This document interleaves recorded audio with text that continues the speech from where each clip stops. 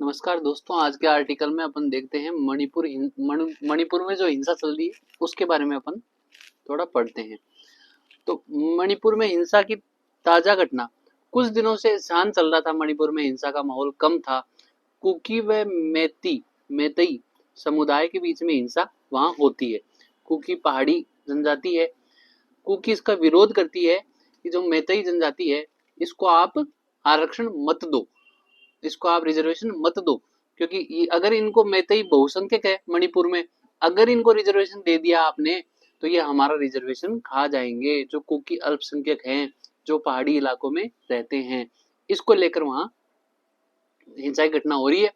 अभी इन दिनों में वापस हिंसा हुई है, तो इसमें कहा गया है कि पूर्वोत्तर राज्य एक बार फिर जातीय हिंसा की ओर मोड़ इसने दिया है। और इसमें बताया गया है कि जो संदिग्ध कुकी उग्रवादियों की इस हरकत ने केंद्र में शांति प्रयासों पर पानी फेर दिया।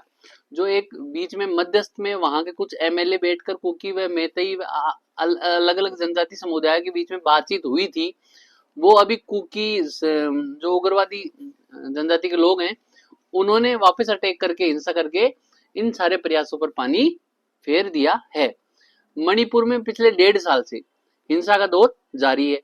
मेतई और अल्पसंख्यक कुकी, बहुसंख्यक तो वहां मेतई है और अल्पसंख्यक मतलब कम संख्या में कुकी समुदाय है के बीच अधिकारों को लेकर लड़ाई ने अब तक 250 से ज्यादा लोग बाग तो मारे गए और 2000 से ज्यादा लोग बाग घायल है, और वहीं 60-70 हजार के करीब आदमी अलग अलग घर बार छोड़कर शिविरों में रह रहे हैं। उनको हिंसा से डर लग रहा है, इसलिए वो घर बार छोड़कर शिविरों में रह रहे हैं, बाकी अन्य स्थानों पे चले गए।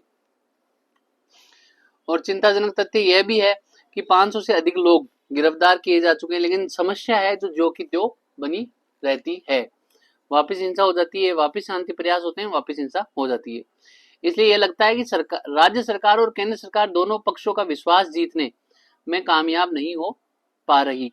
राज्य सरकार और केंद्र सरकार दोनों पक्षों का, जो कुकी और मेतई है, इन दोनों का विश्वास नहीं जीत पा रही राज्य और केंद्र सरकार। कुकी जो समुदाय है वो मेतई समुदाय को जनजाति का दर्जा देने में विरोध कर रहा है कि भाई मेतई को जनजाति का दर्जा नहीं दिया जाए। उनका मानना है कि मेतई को जनजाति का दर्जा मिलने से आरक्षण में कुकी की हिस्सेदारी कम हो जाएगी। और 60 सदस्यीय विधानसभा है जो इम्फाल मणिपुर की, उसमें से 40 सीटें ऑलरेडी बहुसंख्यक मेतई आबादी वाली इम्फाल घाटी में मेतई रहते हैं, जिनके पास 40 सदस्यीय सीटें हैं, और मैदानी इलाकों में भी है।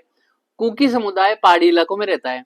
दोनों समुदाय के लोग एक दूसरे के इलाके में जाने का जोखिम नहीं उठा सकते। असल में मणिपुर की हिंसा को एक राज्य की समस्या न मानकर संपूर्ण राष्ट्र की समस्या मानकर इसको सोल्व करने की जरूरत है। मणिपुर में शांति और स्थिरता बहाल करना देश की एकता और अखंडता के लिए भी अत्यंत महत्वपूर्ण है कि भाई आंतरिक शांति नहीं है तो देश विभाजित होने की संभावना बनी रहती है। इसलिए देश में अगर शांति चाहिए, एकता अखंडता बनी रहे, इसलिए इस समस्या को अपने को संवाद के द्वारा सुलझाना चाहिए। पिछले महीने केंद्र की पहल पर कुकी, जो हमार, मेतई और नागा समुदाय के बीच 20 विधायकों ने जातीय संघर्ष का शांतिपूर्ण समाधान ढूंढने के लिए दिल्ली के गृह मंत्रालय के अफसरों के साथ बातचीत की थी। शांति की अपील भी की गई, लेकिन उसका कोई असर नहीं आया क्योंकि वापस हिंसा हो गई है। हिंसा का सबसे बड़ा असर आम जनता पर पड़ता है। घरों पर सार्वजनिक संपत्तियों का नुकसान होता है, शिक्षा बाधित होती है, व्यवसायिक गतिविधियां ठप पड़ जाती है। मणिपुर में शांति स्थापित करने के लिए सभी पक्षों के लिए संवाद महत्वपूर्ण है कि भाई सभी पक्षों को बिठाए, उनके साथ संवाद करें और एक नतीजे पर आए। केंद्र और राज्य सरकार को स्थानीय नेताओं, सामाजिक संगठनों, समुदाय के लोगों के साथ बैठकर शांति बहाली का प्रयास करना चाहिए। तो ये था मणिपुर में हिंसा का निचोड़। अब बात करते हैं डेटा सेंटरों में ऊर्जा दक्षता बढ़ाने की जरूरत है। लेखक इस आर्टिकल में ऐसे बोल रहे हैं कि जो भी डेटा सेंटर बने हुए हैं, भाई आज आर्टिफिशियल इंटेलिजेंस का युग है। आर्टिफिशियल इंटेलिजेंस व्यवसायिक गतिविधियों में न होकर चिकित्सा, शिक्षा, हर क्षेत्र में एआई बढ़ गया। अब जितना एआई बढ़ रहा है उतना उसका डेटा भी बढ़ रहा है। अब डेटा स्टोर करने के लिए, ये डेटा को सेव रखने के लिए जगह जगह पर डेटा सेंटर बने हुए हैं, हर देश में बने हुए, हर राज्य स्तर पे बने हुए। इन डेटा सेंटरों में खूब सारे इलेक्ट्रिक इक्विपमेंट्स रखे हुए रहते हैं जो डेटा सेव करते हैं, कंप्यूटर्स रखे हुए रहते हैं, सीपीयू रखे हुए रहते हैं, तो ये डेटा सेव करते हैं, ये अलग अलग डेटा सेंटर। अब इनको सेव करने के लिए एनर्जी भी चाहिए, तो ये सब इलेक्ट्रिसिटी का खपत भी खूब करते हैं, और ये जो इलेक्ट्रिसिटी लेते हैं वो सभी जीवाश्म ईंधनों से प्राप्त है।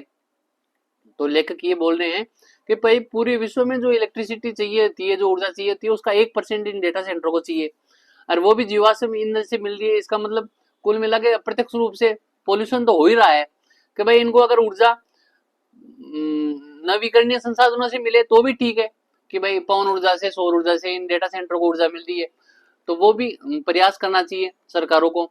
और इनमें कहा गया कि अब इन कंप्यूटर को कूलिंग रखने के लिए भी, कूलिंग के लिए भी एनर्जी चाहिए, उसके अंदर भी ऊर्जा खपत हो रही है, तो ऐसे इनकी ऊर्जा खपत ज्यादा हो रही है। तो लेखक इस ओर ध्यान आकर्षित कर रहे हैं कि भाई डेटा सेंटर को भी अब आप नवीकरणीय ऊर्जा, गैर जीवाश्म ईंधन से आप इनको ऊर्जा दो, तो वो अपने एनवायरनमेंट के लिए अच्छा होगा। क्योंकि अगर पर्यावरण प्रदूषण होगा तो उससे CO2 ग्रीन हाउस गैस बढ़ेगी, समुद्र स्तर में वृद्धि होगी, हिमखंड पिघलेंगे, खतरा बढ़ेगा, और इस प्रकार संसाधनों पर अतिरिक्त दबाव पड़ेगा। तो इसकी सुरक्षा और इसके लिए ध्यान आकर्षित करने की जरूरत है। ये 2 आर्टिकल थे आज के। धन्यवाद।